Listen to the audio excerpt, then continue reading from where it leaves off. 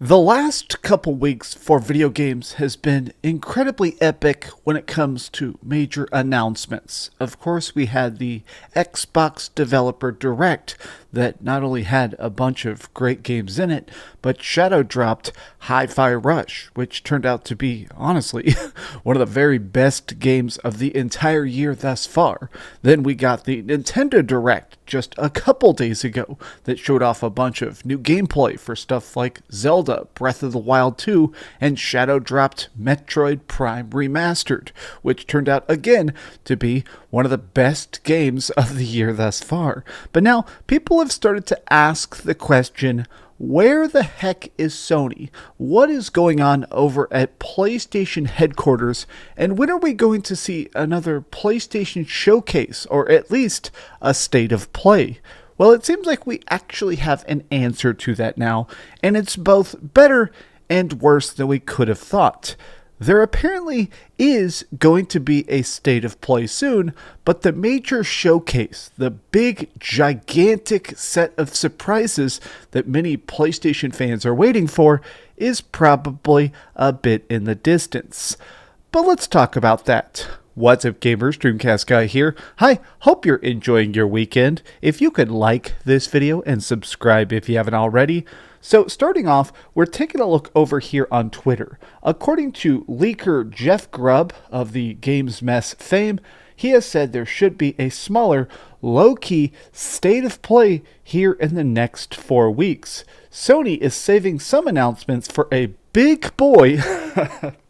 What a funny phrasing. They're saving some announcements for a big boy showcase, which could happen before E3.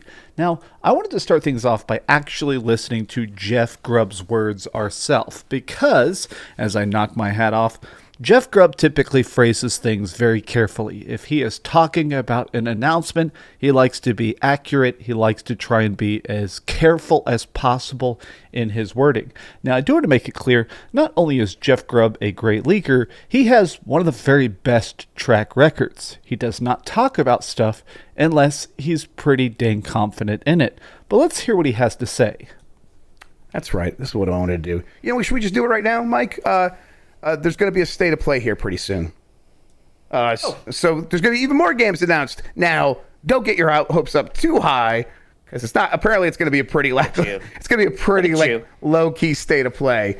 But soonish. Can I say? I'm hesitant of giving a time frame. But yeah, look at you. They drop Metroid Prime, and you really get your mojo back. Now you're just shooting your shots all over the place. Let's say it's February 9th. Let's say in a month or so, maybe a little sooner, a state of play. Now, again, a little bit more low key, because apparently there's low key. Apparently, yes, it's a state of play, right? So they're apparently saving stuff for an actual PlayStation showcase that will likely come before E3 time. Okay, so what's to note to me is he's definitely a guy who has a pretty dang good track record when it comes to leaks in general, but I noticed the fact that he used the term low-key and the term lackluster was definitely on his lips, saying that clearly, as big as this year is going to be for PlayStation, they are seemingly trying to pace out their major announcements. It seems like Sony is, at least as of yet, trying to make sure they're spacing out all the conversation to keep that hype at the edge of your seat. Now, Jeff Grubb ended up doing a slight correction, or I guess I should say a bigger update to this announcement over here on Twitter. I keep seeing people say that March is for that state of play, but I think it's more likely to happen at the end of February. Now, keep in mind, February is a shorter month than most. I think it's usually, 5 days shorter? 4 days shorter? I always forget. I don't know how freaking time works. Well, that means, because it is currently, as I record this, February 11th, I think we can pretty confidently say this is probably going to happen here in the next 2 or 3 weeks, which is pretty dang cool. Now, he adds some more clarification. This is the second big show. It's not that big state of play. It's a PlayStation showcase, which is its own thing. Someone here asked a clarifying question, which is, what is the difference branding, but Showcase is equivalent to their E3 showcases of old, and a state of play can be just one specific game, like here is what Majesco is making, I guess. Now, a lot of people have started to wonder if this is going to be focused on the PlayStation VR 2. I don't think that's what this is going to be. I think that the PlayStation VR 2 is hoping to sell already. There has been rumors that Sony is not extremely confident in the opening sales of VR 2, but the reviews are about to drop for PlayStation VR 2. I bet they're hoping that that helps boosts the sales themselves. But there is some rumors already as to what there could be.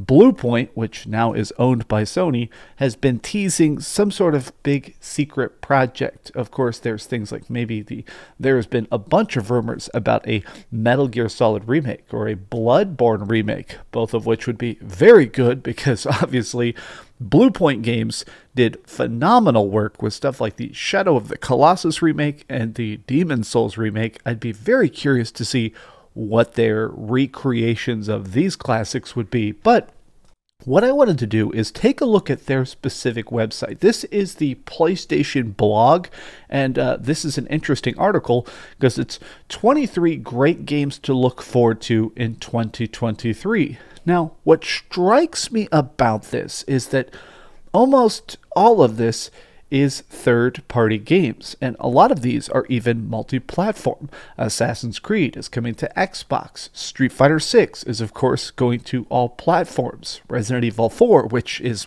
personally one of my most hyped games of the year, and surprisingly is coming out here in the next couple weeks, that is going to be everywhere. The couple exclusives are stuff like Forspoken, Final Fantasy XVI, Horizon Call of the Mountain, which is on VR 2, and Spider-Man 2. And inside their article itself, they're very, a lot of this stuff, as nice as it may be, Suicide Squad Kill the Justice League is a games as a service project, so I'm not super hyped about it, but look how far down you have to scroll for an actual exclusive. You have to get all the way down here. Oh my god, I'm still scrolling. There's Forspoken, that's exclusive. Firewall Ultra, that's exclusive. But where is a game I'm actually excited about? Bam, there we go. Horizon Forbidden West Burning Shores DLC. Now, I am not saying this as an insult to Sony. Instead, I am mentioning this because I think that PlayStation has a lot more to reveal. PlayStation has definitely some extra gas in the tank, more surprises, more secrets, more stuff that's definitely going to get people excited outside of just these major projects. There is rumors that there's about to be a Resident Evil 4 demo for the RE4 remake. Now, personally, I completely believe this rumor because we did, in fact, get demos for RE7, Resident Evil Village, RE2 Remake, and Resident Evil 3 Remake all had demos about 3 weeks before the launch of the game itself. And we are coming up to those last couple weeks before Resident Evil 4. Additionally, it does seem like PlayStation has bought the marketing rights to Resident Evil 4. It seems like pretty much every time you see a trailer for RE4, there's a lot of big PlayStation logos on the screen themselves. I think that part of the reason this is going to be a fun showcase or a fun state of play, even if it is more low-key, is I think the shadow dropping of a big demo or maybe even an entire game, the way that the Nintendo Direct dropped a game and the way that Xbox's Direct dropped an entire game, it would be awesome to have a sudden major reveal. Now, I do want to say one last thing, which is that I do believe that PlayStation's silence of sorts for the last couple weeks has mostly come down to their overwhelmingly insane sales. PlayStation has this weird habit where when the console is exploding, when it is just completely taking off, they seem to sort of hold their tongue. They sort of like to let things sell, to let the dust settle, to let people already being hyped go and line up and buy consoles. And some of this stuff is completely insane. PlayStation 5 stock is coming hard and fast. Why would you say it like this? Chris Dring PS5 stock is coming thick and fast. Look, I'm not going to tell you what to do, but this is... Bro, here comes a big hot load of PlayStation 5s. Oh, man, it's so thick. Okay, but sorry. In January, in the UK, PS5 sales were up over 98% with this in the same month of last year. That is insane. That is due to the rising stock levels. I mean, that straight up means... This means double the sales in a year later time period. This is completely crazy. A lot of people, even in these replies, are freaking out. Like, man, thanks Jim Ryan for this thick, ropey PlayStation 5 stock. You folks over there have been bathing in your gooey globules of PS5 stock. What is wrong with all of these people? Oh my god. Okay, I'm sorry. Why is Cumtown trending? Oh my god, what is happening this morning? Anyways, I'm excited for the PlayStation 5 and this new state of play we're probably going to get very soon. But what do you guys think of it? Are you excited for this next state of play? Or are you already ready for that next major reveal? Are you excited for Spider-Man 2? Or are you waiting for this next Wolverine game that's coming out? There's a lot of stuff coming down the pipeline. But personally, I do want to see stuff like the Horizon Forbidden West multiplayer that's been rumored. I'm curious to see Last of Us Factions multiplayer. There's a lot of stuff on the horizon that I'm just ready to at least see some gameplay of. PlayStation, please pick up the mic and tell us what's going on in 2023. But thank you so much for watching. If you enjoyed this video, give it a big old thumbs up, share with your friends, and subscribe if you haven't already. And please keep dreaming. Also, this isn't sponsored, but I just randomly discovered this and I want to talk about it because it's the best thing ever. Trader Joe's Dark Chocolate Coffee Buzz. This is the greatest thing I've ever tasted in my life. It's chocolate, but with actual cocoa. It's not that like milk chocolate that we have here in America, with actual caffeine in it. Do you know how good it is to have chocolate and caffeine? This video is dedicated to chocolate and caffeine.